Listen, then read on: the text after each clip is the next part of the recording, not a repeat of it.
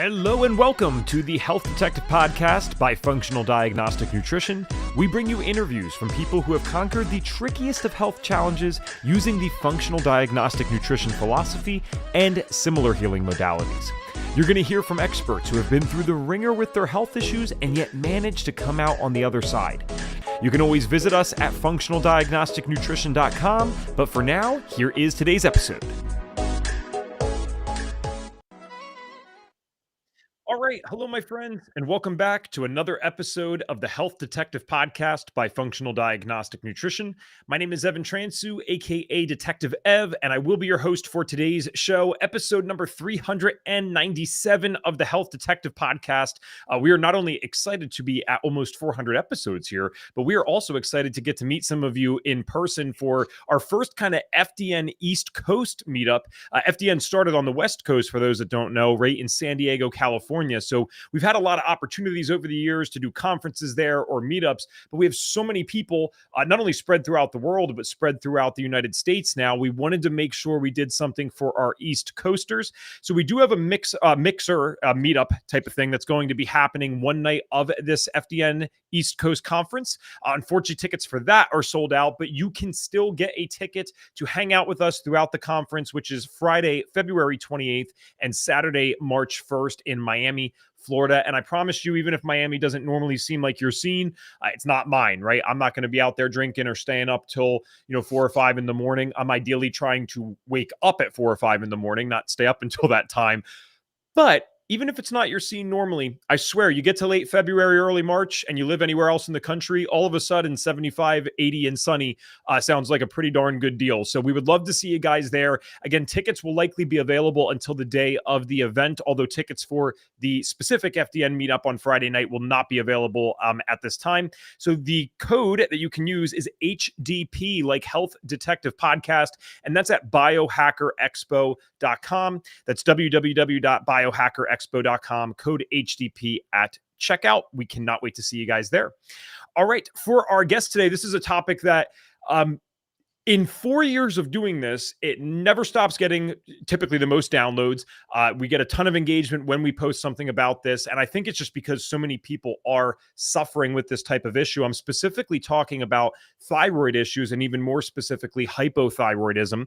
So we will get into this very soon. But Dr. Eric Balcavage is a functional medicine practitioner and chiropractor who owns and founded Rejuvagen, a functional medicine clinic in Chadsford, Pennsylvania. I want to continue the bio here, but I just got to say, I grew up in Doylestown. I only really moved 7 months ago to Wilmington, North Carolina. So I've been around this a million times. Dr. Eric hosts the Thyroid Answers podcast, which focuses on answering the pressing questions that those suffering from chronic hypothyroid symptoms can't get answered elsewhere. You can find his educational Thyroid Thursday videos on Vimeo and YouTube. And Dr. Eric has made it his mission to change how medicine approaches hypothyroidism. He is the co-author of The Thyroid Debacle, which co-written by Dr. Kelly Halderman, addresses the problems with current allopathic and functional medicine approaches to hypothyroidism and offers solutions to restoring thyroid physiology. Welcome to the show, my friend. Well, thank you. Thanks for having me on. Yeah, my whole job outside of this is I speak in schools, and I think, would that be like Unionville High School or Garnet Valley High School? Is that close to where you're at? Garnetville, Unionville, Avondale, or Avon Grove High School. Yep. Awesome. Right off the Route 1 corridor. All right. Well, I love getting to meet people who are still close to my hometown, because I get people reaching out constantly that are like, hey, do you have anything local? And local in this space means, hey, I'll happily drive an hour or an hour and a half if I get to the right person. So yeah. We'll get to that a little bit. But I do want to know, I always start out with kind of the same question. How did you get into this space? And I don't mean that as a generic question. It's because I'm actually curious about it. And there's a bunch of people today that are going to get to meet you for the first time or hear about you for the first time. So what made you want to get into this space, especially as a guy? Because I say this as a dude myself. I don't think this is like something we set out to do at 5 years old necessarily. So how did you become this functional medicine practitioner, chiropractor who's focusing specifically on hypothyroidism? I'm guessing that wasn't just by chance. Yeah, it wasn't by chance, or maybe it was by chance to some degree. I never intended to set out to be in medicine at all. Initially, I don't know. I just wanted to get away from home and went off to college and wanted to wrestle, right? And so um, when I was in college, I was injured, had a back injury, and wound up transferring colleges and struggled with the back injury. And I met a chiropractor, and he was able to help me get back to health. And while I was going to college and playing rugby and under his care, I was working my way through school in a hospital. And I was like, you know what, kind of like the hospital setting. Maybe I'll go to med school. So that was really my initial trajectory. So I was a medical technologist, and the game plan was to go off to medical school. But as I finished up undergrad, my my friend, my chiropractor was like, maybe you should go to chiropractic school. And I asked, why would I go to chiropractic school? And he made me read a bunch of books on chiropractic philosophy. And I was like, wow, this makes a lot of sense. Trying to address root cause issues, which is a very similar, philosophy from a functional medicine standpoint, like what's root cause issues. So I read that, and I decided to go off to chiropractic school versus medical school. And then I came out. I was going to be doing chiropractic care, and I got a message from a family member that and their spouse was having health issues. They were having fibroids. They were diagnosed with fibroids that needed attention. They had diagnosed with hypothyroidism, and they were diagnosed with anemia. And so the treatment was partial hysterectomy, thyroid medication, and iron support for the rest of their life. And I said, "What do you want me to do about it?" And they're like, "I want you to fix it." And I'm like, "That's not really what I do." But they said you're going to fix it. So I dug into. I had to start going back to my roots in blood chemistry, and I'm trying to figure out what was going on. That led me to work by Datis Karazian and started kind of reading what he was doing. And then I found Apex and did all their coursework. And, it's just an evolution process of is learning. And I learned that there's an immune process going on here, kind of learned the foundational principles, started trying to help my family member.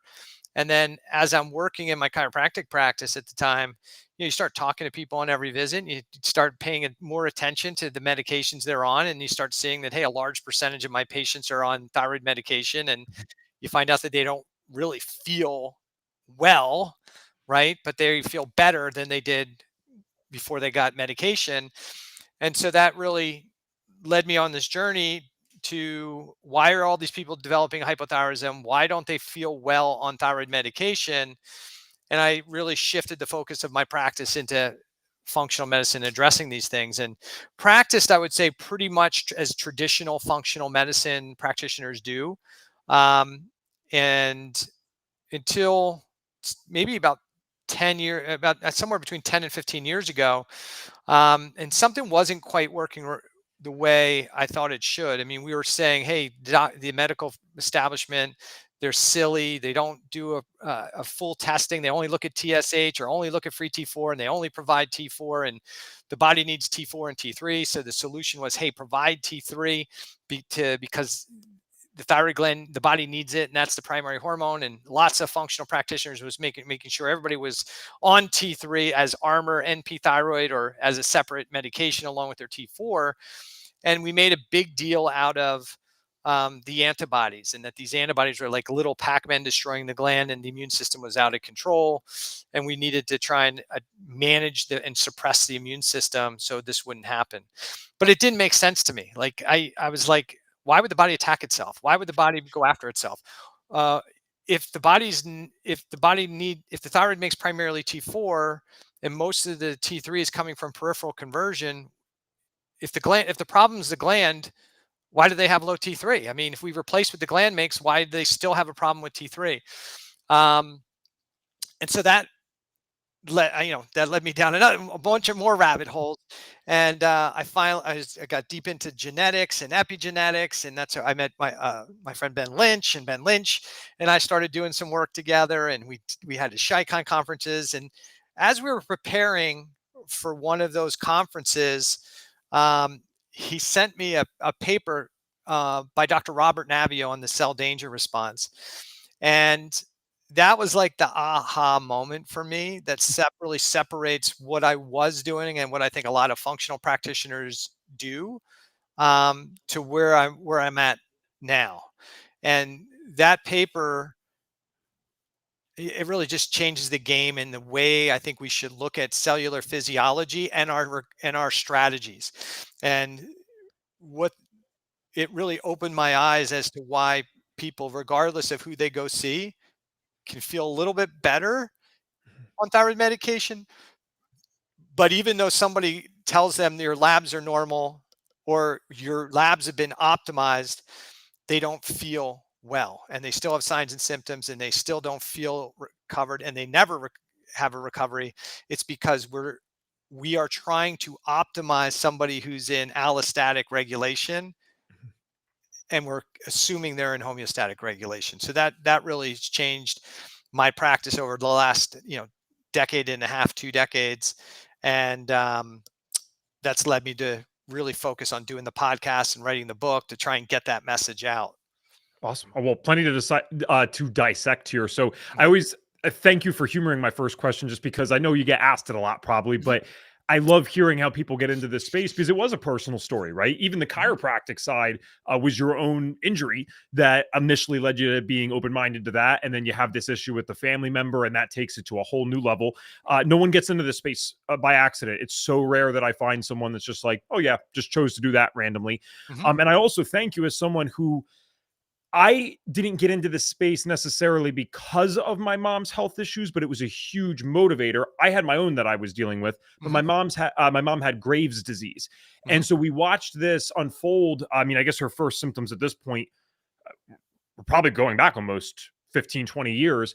And it took 7 years just to even get a diagnosis. And then what Mhm. happens? You get some medication. Well, we can't fix it with the medication. And so these people believe so deeply in their philosophy, and I'm not condemning them, and I know you're not either. It's just it really is kind of scary to say this out loud. They are so convinced that, oh, it must be a problem with this specific gland, that eventually my mom got a full thyroidectomy, right? And they removed this thing from her body.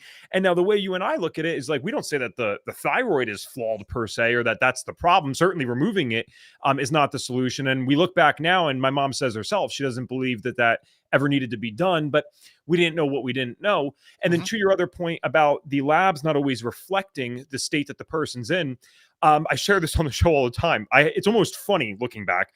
I had 7 different diagnosed conditions at 18. Some of them were mental, so it's not like you can do a blood test for depression or anxiety. I get that. Mhm. But when I finally got, some standard blood work done for them to try to figure out, hey, what the heck's going on with this kid? So remember, 7 conditions, and the only thing they could tell me is, oh, well, you have slightly high cholesterol for an 18-year-old, but that's about all we can find. And so it's asinine to try to conceptualize that I can be this sick, and you're acknowledging that. You actually gave me a diagnostic label for these things. But at the same time, you're telling me, well, the blood work's good enough, so there's only so much we can do here naturally. And of course, again, you and I know better, our audience knows better, but the longer I'm in this space and I hear these things over and over again, the more insane it sounds, and it still happens all the time. So, yeah, I'll pause for a Yeah. second. Yes. So it is the more you know, the more it's kind of like frustrating, but like this is the standard of care. Mhm. Unfortunately, it's not a great standard, but it's a standard. And you think about like what happened with your mom. She had an immune dysregulation, right? Mhm. So the thyroid gland was the tissue being targeted, but the issue was never the thyroid. The issue was the immune system, and the immune system wasn't even the problem. It was what was triggering the upregulation of the immune system to create that change, right? Because we could suppress the immune system, but we didn't address the cause of the immune dysregulation. So we make up stories, and it is a story, but it's not the story, which is the immune system's out of control. There's nothing you can do. But didn't something have to trigger the immune activation? Well, probably, yeah. Okay. Well, should we look at that? Well, it's hard to find out what it is. But that mean, are you saying then we shouldn't look? We shouldn't try? Yeah, we don't do that. Right? We just take it out. We just take out the gland. Well, does that stop the excessive immune activation? Mhm. Well, for that organ, well, does it? And does it stop it from attacking other tissues? You know probably this as well as I do. Once you develop one immune condition, the likelihood of developing multiple immune conditions becomes more likely, Yeah. right? I think it's one So of the biggest risk factors, if I'm not mistaken, is yeah, actually having one before. right.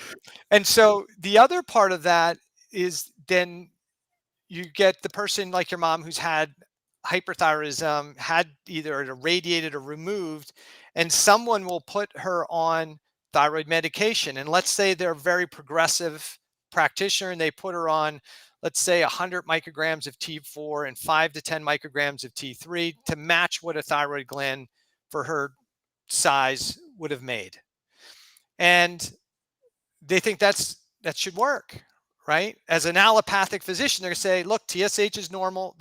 And we don't care about TSH, but it's fine because you don't have a gland, so we just have to replace it.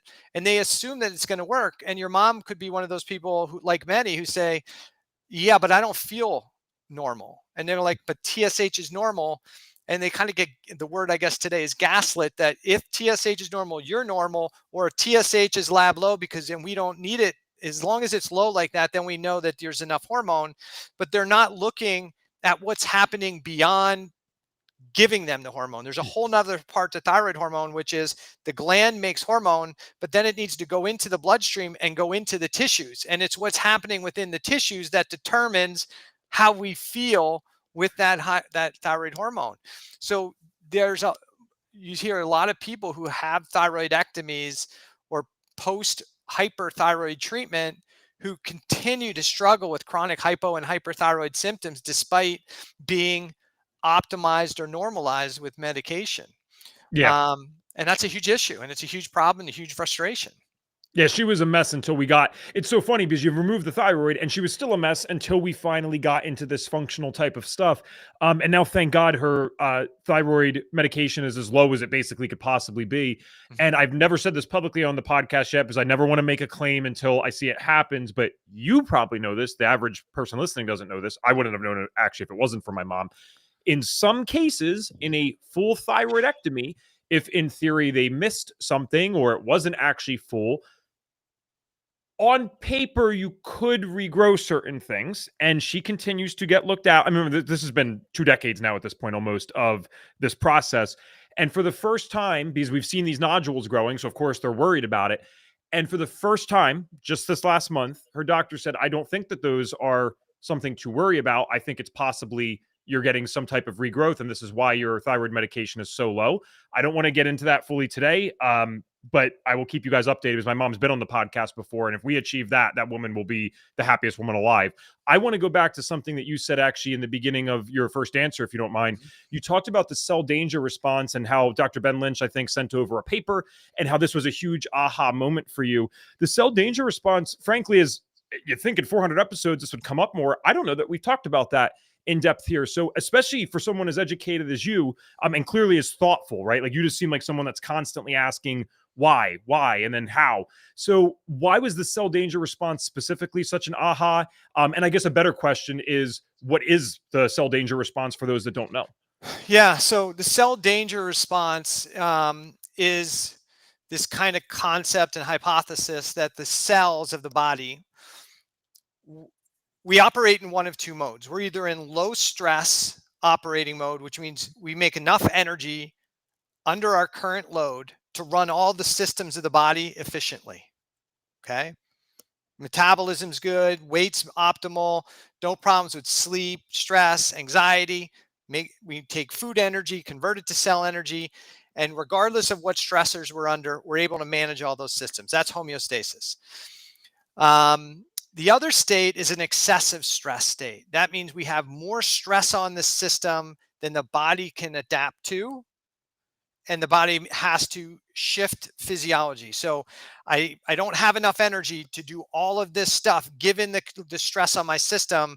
So I have to make choices. I'm going to decrease the energy going to less important systems in the moment. So if I am being chased by a proverbial tiger, I don't need to, or a real tiger, right? I need energy to go to my muscles, and I need to go to my brain to create this level of heightened activity in my brain and alertness so I can elude the tiger. But that means I have to downregulate my GI tract because I don't need that. I'm going to downregulate my sex hormone physiology. I'm going to downregulate sleep systems. I'm going to downregulate detoxification. These are systems that are not needed in the moment. And so there's a shift from this homeostatic regulation to this allostatic state. So under cell danger response, it may be an actual threat, maybe an organism, a toxin, emotional stress. It could be chronic inflammation from our food and dysbiosis. It could be an accumulation of all those things, which it typically is. It's usually not the one thing, as everybody likes to say, what's your root cause? It's a load and not a thing.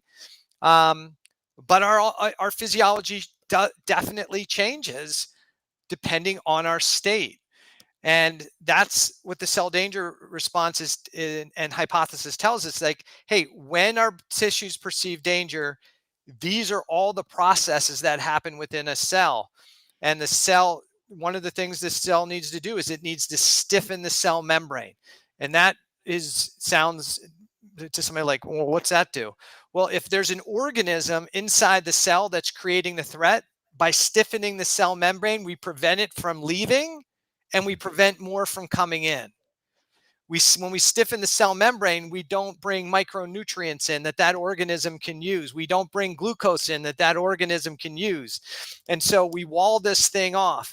At the same time, we release inflammatory signals to tell all the neighboring cells, like, hey, there's danger, stiffen your cell membrane. Okay. So each cell then starts to communicate with, just manage itself, and we lose the cell to cell communication.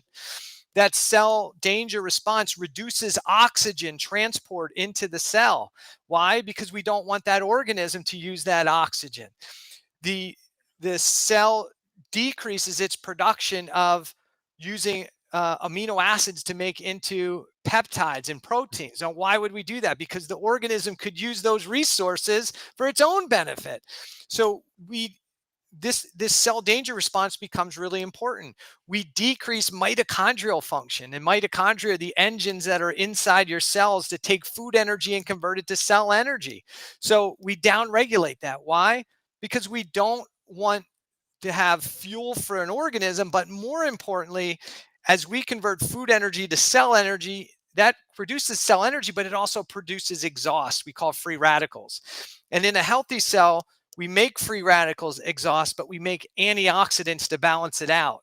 But under the stress response, that cell is increasing free radicals to kill the threat.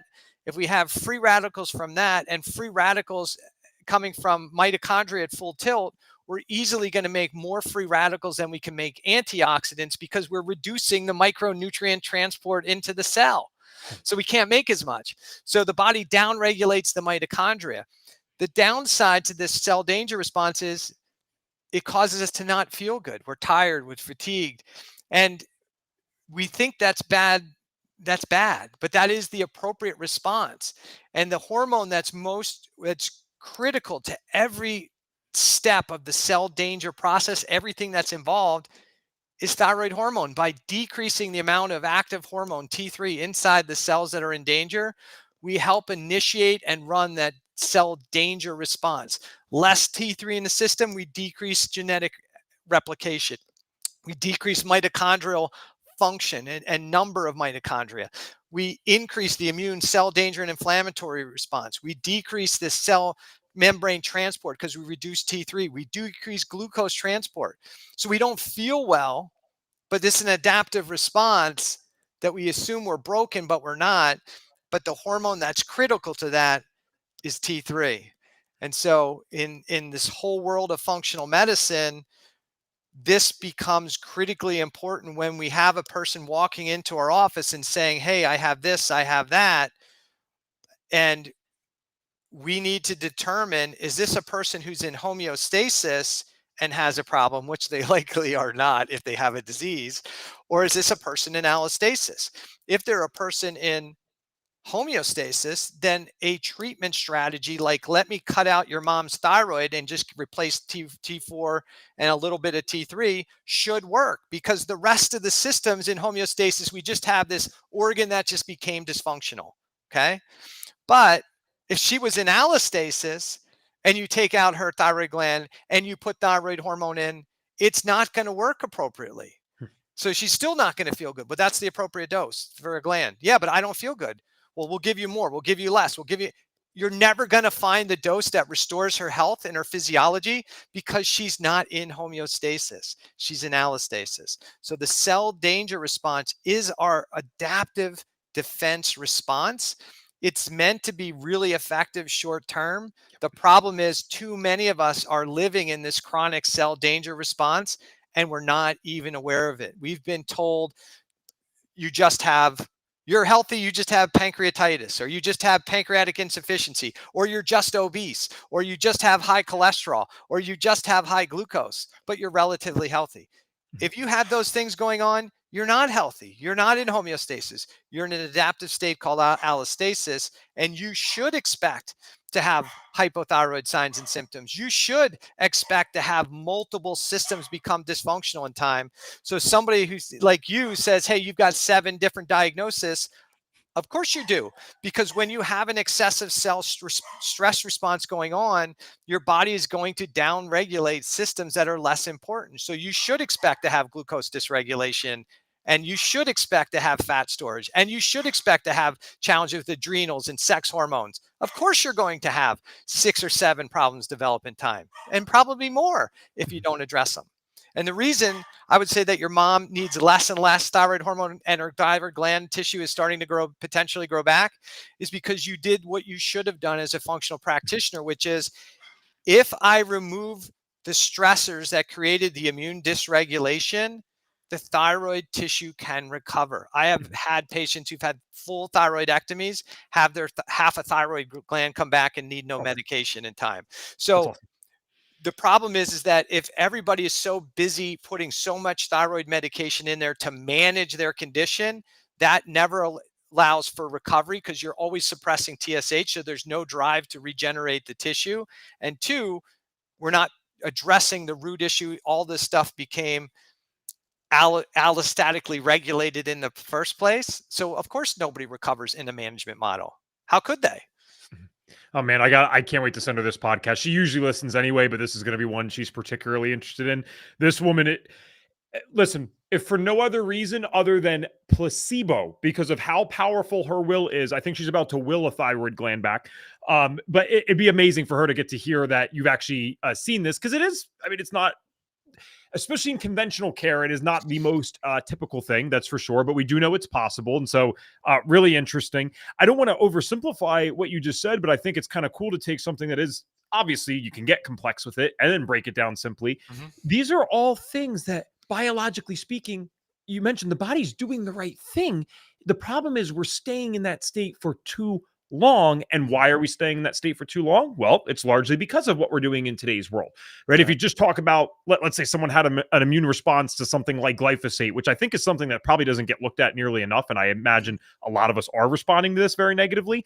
And then I get exposed to it 24/7. Well, I never get a chance to actually chill out, and my body constantly thinks it's in a state of stress. And then you also mentioned something else about it's not one root cause. That could not align more perfectly with FDN. And I believe Reed was on your podcast. Is that correct? Yeah, Reed's been on twice, and Okay. I think that's why we connected, because we think very similarly. Even though the first time I met Reed, I didn't know about FDN, but Okay. now I do, and I from what the practitioners that come out of their program, I think are more aligned with how I think than some of the people maybe from other training courses. Yeah. And so my point was this philosophy that we are able to handle a certain amount of stress, obviously. Otherwise, we wouldn't have gotten to where we're at. But if our ability to recover from the stress is lower than ever before, which it is, because we're all on, blue light until the second that we go to bed, we're not resting properly. And then the stress load is actually higher than it's ever been. We have this perfect storm where we recover less than ever before in history, and we have more constant stressors than ever before in history. And then I think it also explains, and I do believe genetics are an aspect of this, but it's not the only reason. So, like someone like my dad, I hate this because I hope he doesn't get mad when I say these things, but I always kind of like poke at him because he's the exact opposite of my mom and I. This guy still to this day smokes 2 packs of cigarettes. And by the way, he gets the 100. So they're the big ones. He's in his 50s, works about 10 to 12 hours a day, 5-6 days a week outside. The man is a machine. And I'm not advocating for doing that. That's not the point. But you look at like this stress bucket and I look at what is his. Well, one, he doesn't care He tells you if he could smoke in his sleep, he would. This is actually something that has come out of his mouth. Hmm. So I'm stressed about smoking. He's not. So just that mental difference alone is already going to support the person. Then number two, I'm sitting here with my little lights behind me, all blue lit and all that kind of stuff, Wi-Fi, everything that's going on right now. He's outside touching dirt. He's a landscaper, touching dirt. He looks so tan that you'd think he's a different ethnicity from me. I Hmm. mean, really, it's that extreme. So his stress bucket is adding up, of course, with some of the things that he's doing, but then he has these other amazing things that he does that I clearly don't do by working on a computer most of the day. And then not to mention just the nature of landscaping is he has kind of like a farmer's circadian rhythm, Hmm. right? 9, 10 o'clock, we're in bed, crack of dawn, we're up, getting outside all day. So clearly the body can handle not only some stress, but what I would argue is quite significant amounts of stress because he's been doing this for 30 something years. And if we can address our individual differences, whether it's looking at our genetics or what we might have going on as a particular stressor. You mentioned, I think, trauma at one point, some of the unique things we might have going on, and then just try not to add to that stress bucket for the rest of our life and try to restore as much as we can. People can start feeling a lot better, which makes me. I want to ask this question correctly because you even said yourself, again, it's not one thing, but I am wondering, since you're working with this specific demographic of people with hypothyroidism, is it fair to ask, are there any stressors that you're seeing that are overrepresented in that population? Because I know like a lot of people with thyroid issues swear to God, if they get off gluten, for example, they feel better almost overnight. I'm not saying that's the only reason. That's silly. But there seems to be certain stressors that are overrepresented. Do you agree with that or do you not agree with that? Um, I'd say I think there's beliefs. So part of the issue is, I think you hit on it, with your dad, right? It's not the stress itself; it's our perception of the situation, right? So somebody like your dad who maybe drinks and smokes and has a bunch of bad habits, you'd be like, those are all unhealthy. But he's probably got a carefree life and doesn't give two about anything, and so because of that, it balances out. I do these things that are stressors, but I do things that keep my base low, that I'm not overly emotionally stressed. I don't have a bunch of these things I'm constantly worried about. The emotional piece of it is probably the worst factor for everybody. And for people who really aren't that who really have good mental well-being, and they can get away with doing some really unhealthy stuff and their body's still adaptable. It's still about the load. And so the analogy I typically use is, if I had two cinder blocks and a 2x4 going across, and the stress of life was like a 5-pound weight, and that board had a capacity of 100 pounds, I could load that board up, right? Like, if I'm your dad, I work hard all day. There's a 5 or 10 pound weight. I smoke. There's another 5 or 10 pound weight. I drink some alcohol on a regular basis, 5 or 10 pound weight, right? I got some bad habits, but I'm walking around with 95 pounds of stress on that board, and I'm managing it. And so you could say, how is he able to do it? Those are a lot of bad habits, because it's still within his threshold. There's a lot of things in that, what I call fitness factors, that he's really good at. So he's really good at some things, poorer quality habits and other things, but they are still keep him within his threshold of management. But it might only take your dad one viral infection, and that, let's say that's a 10-pound weight on that 2x4 that's already at 95 pounds. And now that infection, he gets sick. And for some reason, now that starts the downward spiral. He can't get himself out. He's chronically tired. He's chronically fatigued. What happened? I put that extra 10 pounds on that board with 95 pounds, and the board broke.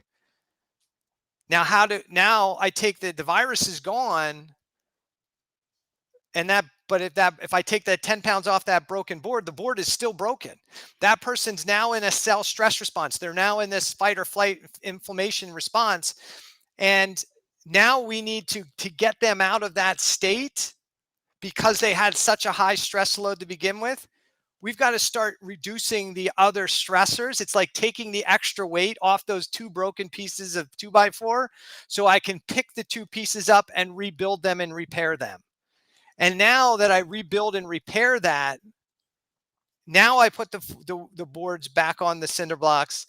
Now I can start stacking more weight on, and it doesn't create that same sickness, illness, cell danger response. And not only can I manage the 95 and 100 pounds that the board capacity had, because I went through that process, I actually may be more resilient because I reinforced that broken board with 2 2x4s on either side of the brake. And now I can manage 110, 115 pounds.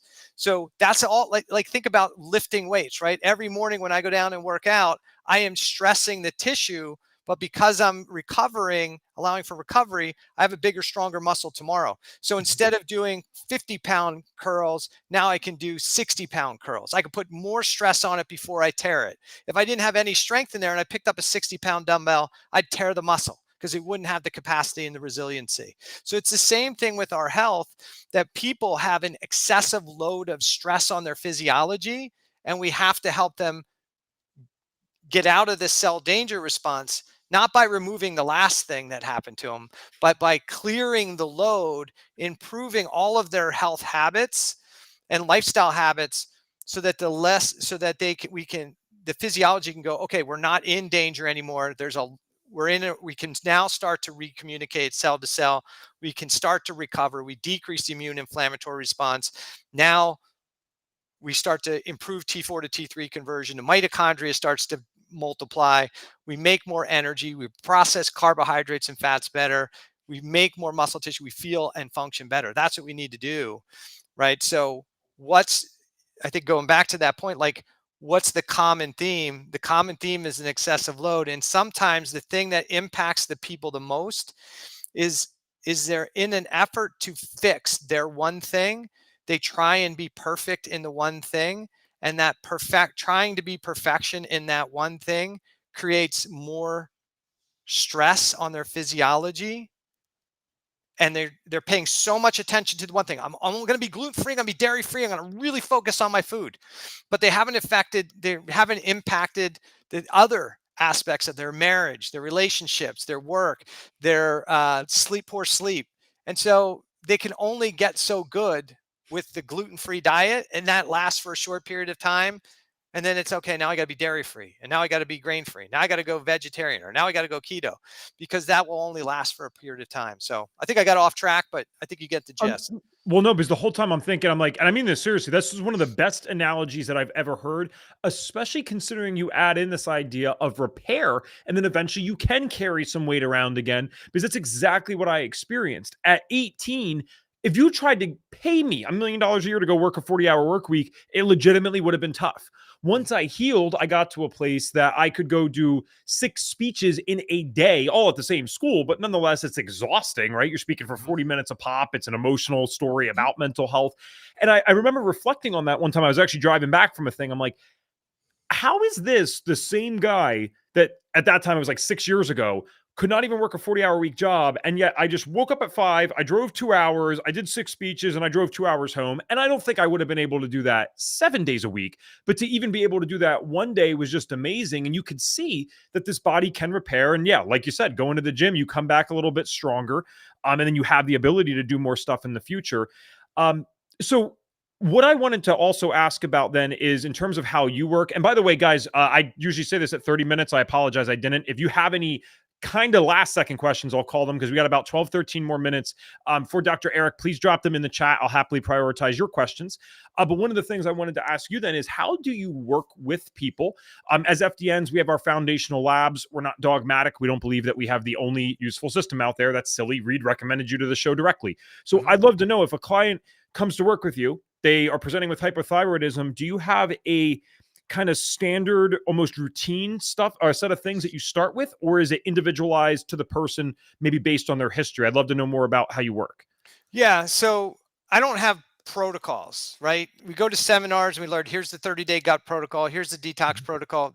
All of that stuff is great for a new doc or a new practitioner, but that doesn't help when you really get into the process, but it's a great starting point. But foundationally, when somebody comes to me, we have to determine a couple things right off the bat. What are they looking for? Are they looking for management or recovery? because that determines what we want to do. If they say, listen, I don't want to change anything about my diet, my lifestyle, I just want you to tell me what the magic dose of T4 and T3 medication is. I can't really help them because I don't know what stress they're going to be under today, which may require a certain dose to manage their medications versus where they're going to be in 3 months. It's probably going to change because their stress levels are going to change, and what they do is going to change. So that's a management model, and you're always chasing numbers, and the number you're chasing is whatever number that you care about or your prescribing doctor cares about. So I don't really work with those clients. If they want a recovery process, then what I want them to understand is the reason what the thyroid management strategy hasn't worked is because of their state. And once they understand that piece, and most people are like, I am in high stress, they already know they are. And so then I usually explain to them an analogy why it doesn't work the way it should and why their physiology is doing the right thing, it's adapting.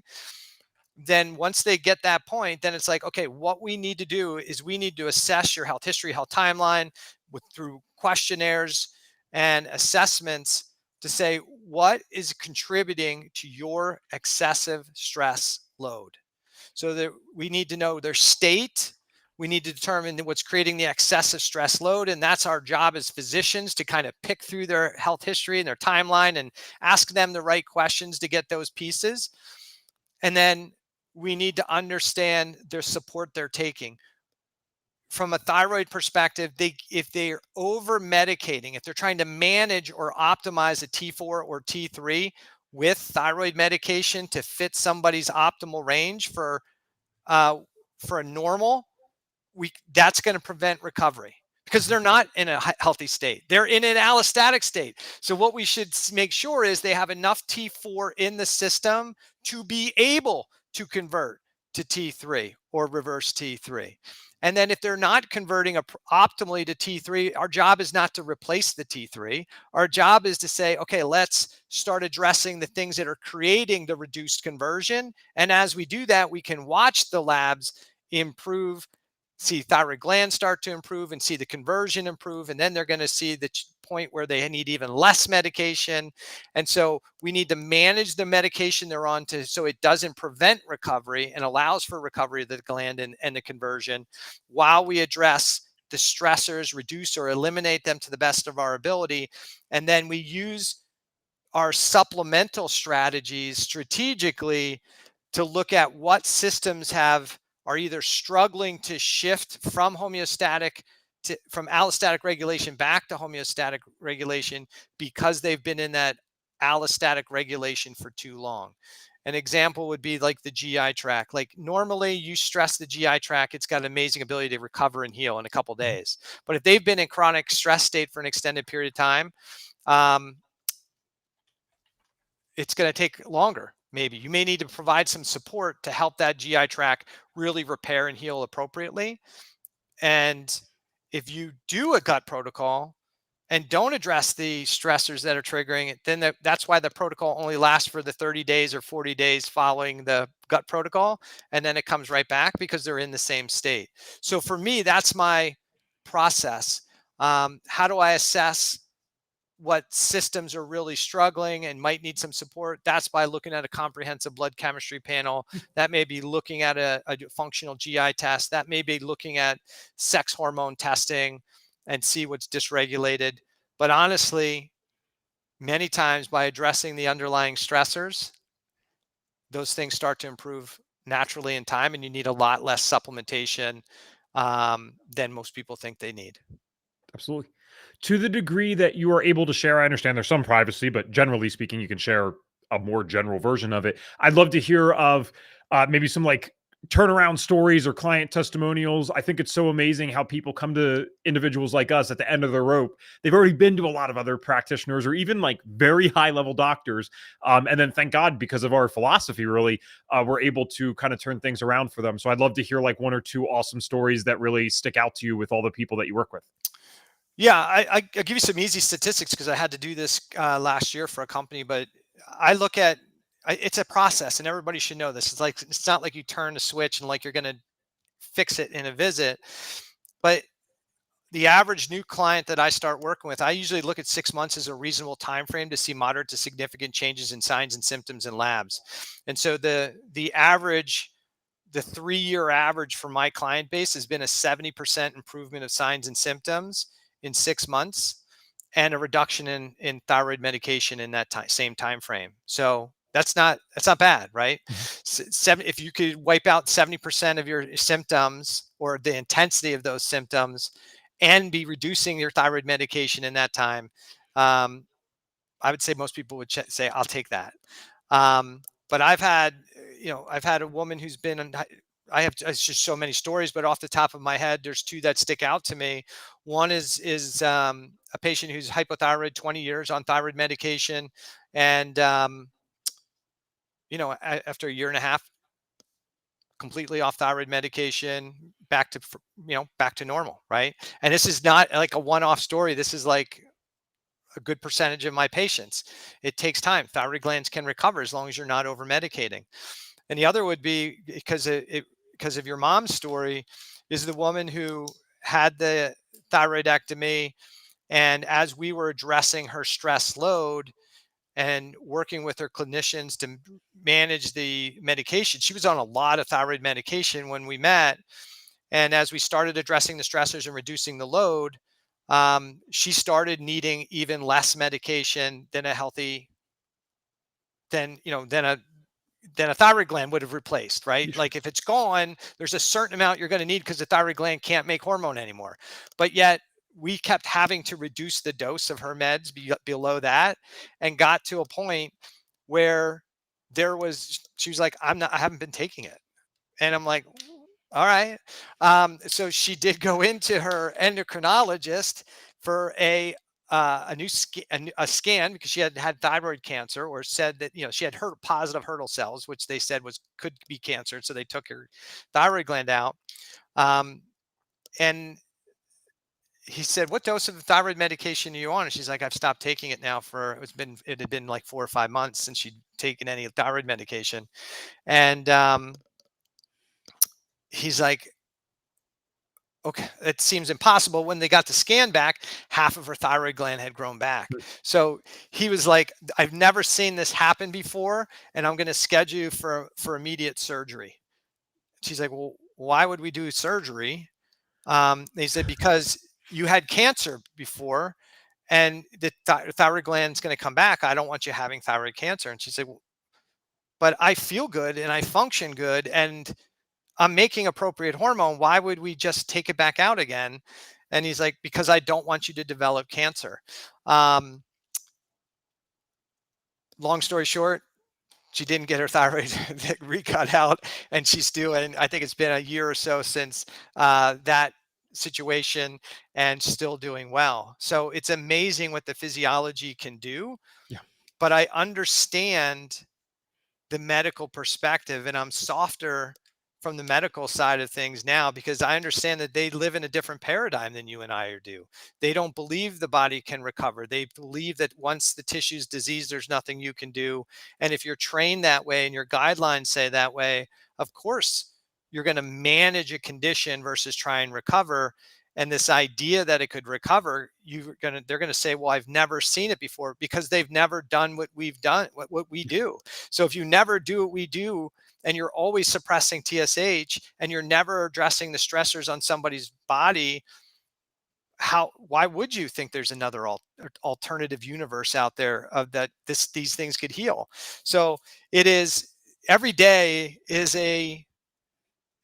like every day is a miracle for patients once they really start to get the gist that they have control, that their body's not broken, that they're able to recover, that their immune system is trying to protect them. Even this nonsense that the antibodies are eating away their thyroid gland is not true. That's not really what's happening.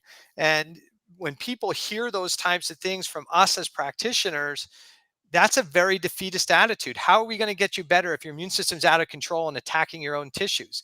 If we just spin that from your immune system is attacking you to your immune system is trying to protect you from something, we just need to figure it out what it is, and then your immune system will calm down.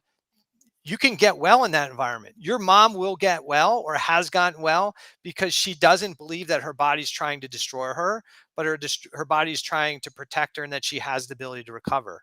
Yes. And you've probably helped her change her mindset on that, or or support that mindset, and that's why she's recovering and other people would not. Yeah, she's done the work, man. I normally don't have follow-ups after the testimonials, but I have to just dissect one part of this, and I'm going to ask this with a million disclaimers just because I want to be clear about something. So, when I ask you this question, guys, I'm not saying Dr. Eric is saying to do this. None of this is medical advice. You guys already know we have that disclaimer on here. I'm asking a hypothetical based on what you know. So, that client who voluntarily stopped taking medication on their own, for those on audio or listening to this on audio afterwards in a couple of weeks, you couldn't see his face, but even he was like, oh, like, you don't just go do that randomly. That's not a very good idea. However, you've said a few times that the over medication could, in theory, prevent perhaps the regrowth of the thyroid gland. So, hypothetically, if someone had set out with a specific goal for themselves to try to get this thing back, and their medication was pretty much as low as could be prescribed already, do you think there is any utility, assuming that it's being monitored properly, to taking short bursts of not taking the medication, like taking 5 days off and seeing what happens, or taking 6 days off or seeing what happens? Or am I misunderstanding it? No, like if I had somebody who started on, let's say they start on 100 micrograms of T4, right? I'm monitoring their thyroid panel and their labs to wait to find the stall point. That's, if you ever cooked a brisket, there's a point where the brisket hits a temperature and it doesn't change for a while. When we're working on reducing somebody's stressors, the thyroid medication that they started, that they've been taking, for the last 4 years, as I reduce the stress, that medication is going to be absorbed better. That medication is going to convert better. And what's going to happen is that's going to suppress TSH. And if I suppress TSH, I lose some of the production of the gland. I want the gland to work, so I don't want to suppress it. The other thing that's going to happen is if I have more T4 in the system, it's going to suppress the conversion of T4 to T3, because too much T4 in the blood inhibits the converting enzyme. So what we then want to do is say, hey, look, your conversion's down, even though you've been improving. The reason you plateaued is because now that medication that was appropriate maybe 2 months ago is no longer appropriate because you're a healthier person. And now it's starting to suppress your thyroid gland. So work with your prescribing doc. Instead of taking 88 micrograms 7 days a week, maybe you're taking 88 micrograms 6 days a week. And now we're going to recheck you in 30 days and see where the panel is. And they come back in 30 days. We look at it. How's the conversion? Where's TSH? And if the T4 is just as good and maybe the T3 is even better, then we're like, okay, based on that, and how do our lipids look, or how do the blood sugar markers look? They look like there's better T4 to T3 conversion. So let's reduce it again. And then you drop that dose again. Maybe you're down to 5 days a week, and you just keep tapering it down. And then there's going to be a point, well, hey, the person's only on 25 micrograms per day, and they still have plenty of T4, and they have sufficient levels of T3, and TSH is hanging around 1, maybe in the 2 range. It's probably appropriate to eliminate it or pulse it every other day or something, and then get it checked. But I would say that nearly every person that comes to see me has to either reduce or eliminate their thyroid medication in time, because it's not needed, and it's too much for the system. Just think about it, like from blood pressure. If you had chronic inflammatory problems that were creating high blood pressure, I can put you on blood pressure medication that will lower your blood pressure into normal. But if you address the things that cause the inflammatory process, that cause the vasoconstriction to begin with, as they get healthier, that blood pressure medication is now going to drop their blood pressure too low, and they're going to have negative effects from that blood pressure that really creates problems. And so they're going to have to lower the blood pressure. The answer isn't to go back to their bad habits. The answer is to lower the medication that's no longer needed to manage a condition that's no longer present, right? Same with thyroid physiology. Man, this is Very hopeful and awesome. I know I'm biased because I have a personal story, so thank you for humoring me. When you said 25 micrograms, that just lit my brain up because my mom told me a few months ago. So this seems to be correlated. She's like, I'm down to, that's the amount she's down to. She and her endocrinologist even said, like, this is one of the lowest doses in his practice, at least, that anyone is on because her numbers just support that. So I can't wait to share some good news with her. Let's put it that way. And guys, I'll say as a final thing before we ask Dr. Eric where we can find him. I feel like sometimes this space, it's not filled with this, but it happens often enough where there's this kind of like, hey, wink, wink, nudge, nudge. Guys, we're not wink, winking, nudge, nudging, doing stupid stuff with your medication. If you do not have a thyroid, please do this in the way he just suggested. You get it monitored. If you want to do this, is a big thing. Do it right. Put in the work. Go get the tests that you need to. Tell your endocrinologist what you're doing. Maybe they won't fully support it, but at least you have a medical professional on board. You don't get a thyroidectomy and then just randomly stop taking medication without knowing what you're doing. That's the stuff that's going to give this it's going to get people hurt and it's going to give this space a bad name. So do it the proper way and then be an awesome story. And we'd love to have you on the show if you're one of those people. Dr. Eric, where can people find you? And then one thing actually, I guess wouldn't be clear to the audience is you do have an in-person business, obviously, but do you work with people online and in person? Yeah, I do. So my website is Rejuvagen Center right now, at least for right now. That may change coming up here. If they want to read my book, the book is called The Thyroid Debacle. It's available on Amazon's probably where everybody gets their books today. So that's probably the place to go get it. It is available. There's a link on my website. I have my podcast called Thyroid Answers Podcast, which we talk about all this stuff. It's not just about thyroid physiology. It's really about how do we get people out of allostatic regulation and back into homeostatic regulation. We all talk through a certain lens, and I talk through the lens of cell danger and thyroid physiology. But really, my podcast is for anybody who's got chronic health issues because we talk about the foundational pieces. And then most of my videos are on YouTube under Rejuvagen or Dr. Balcavage, and I'm on Instagram at Dr. Eric Balcavage, which is where I guess my team posts most of the stuff. Awesome. And final quick question for you. It's the signature question to finish up the show. This is just general now. It could be for thyroid, but it could also just be for general health. And you kind of already just suggested that these are foundational principles. So thyroid's your niche, but they're foundational principles. If we gave you a magic wand, you could wave it and you could get all of our viewers and listeners to do just one thing for their health. So that means you can get us all to start doing one thing, or you can get us all to stop doing one thing. What is the one thing that you get us to do? That's a great question. And I would say the one thing to do would be to do an honest self-reflection of what are the biggest contributors to stress in your life, finances, family, all those things. So look at the things that are contributing the most negative stress and the things that are creating the most positive stress in your life.